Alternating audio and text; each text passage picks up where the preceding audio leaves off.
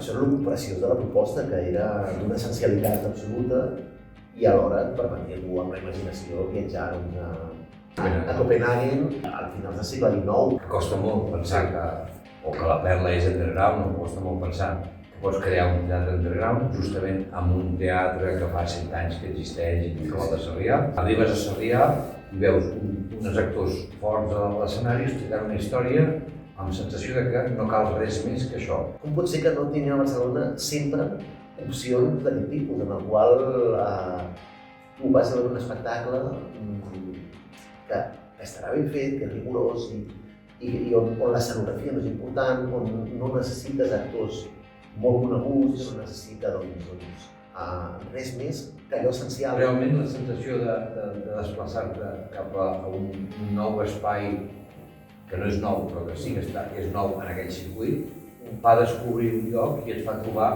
una il·lusió nova del fet d'estar descobrint alhora que estàs descobrint els personatges mentre t'expliquen la història. És només això. Un plaer d'observar una bona història, uns bons actors, en un lloc verge, no? En un lloc que jo era la primera vegada que hi veia.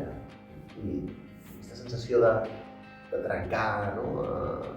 De trencar els límits del que és la perla i portar la proposta en un nou recinte, jo crec que relaxava moltes coses. M'agrada un teatre independent i underground com aquest, en el qual els meus pares també hi poden connectar perquè els agrada el teatre. Connecten els teus pares, connectes tu i algú molt més jove que tu també hi pot connectar. Exacte.